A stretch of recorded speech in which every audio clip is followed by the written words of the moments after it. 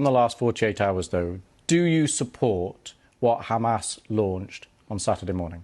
Well, this is not the right question, Louis. Really, the right question. It's an important question. No, it is not an important question because whether you support their action or not is an important question. No. It is not an important question. Hamas is a group, is a militant group. You're talking with the Palestinian representative. Our position is very well known and clear.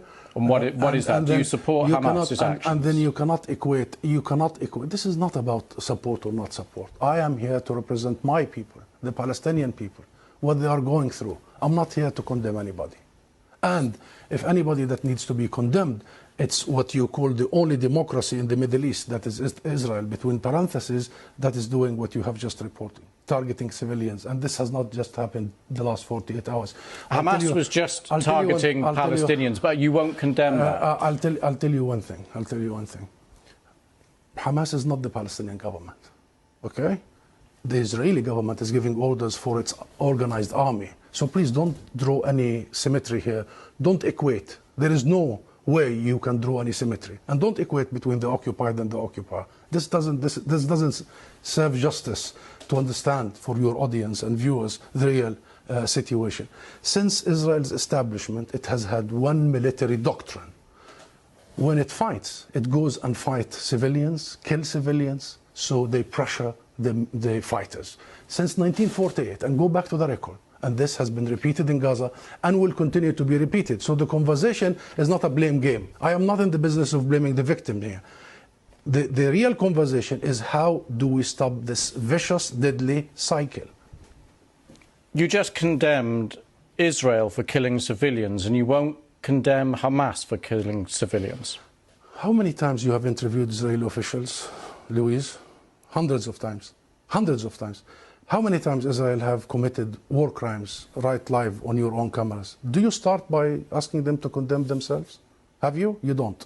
You don't. No, I'll answer that question. You don't. You know why I refuse to answer this question? Because I refuse the premise of it. Because at the very heart of it is misrepresentation of the whole thing. Because it's the Palestinians that are always expected to condemn themselves. I mean, come on, this is a political conflict. We have been denied our rights for a long time. So this is the wrong starting point. The right starting point is to focus on the root causes, is to try and get out of this extreme dark tunnel, as opposed to this business by BBC and the mainstream media for 75 years. You bring us here whenever there are Israelis who are killed. Did you bring me here when many Palestinians in the West Bank, more than 200 over the last few months? Do you invite me when there is such Israeli provocations in Jerusalem and elsewhere? Because what Israelis have seen, which we started by saying tragic, the last 48 hours, the Palestinians see every day for the last 50 years. You know the situation in Gaza, you've just described it. This is the biggest open-air prison. Those people, 2 million, have been taken hostage by Israel for the last 16 years. So I'm saying this just to say, Louise, perhaps this is about time we abandon this rhetoric, very dangerous, this framework, and we start giving people the real ugly truth sometimes. What is the solution in your eyes? International law. That's it. What does that mean? The equal application of international resolutions and law and legitimacy, as you did in Ukraine. Would you bring the Ukrainian ambassador here and start asking him to condemn some of his fighters?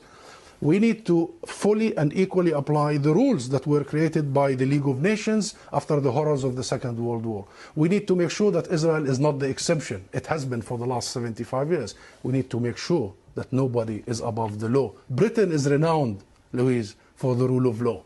I think that's the solution.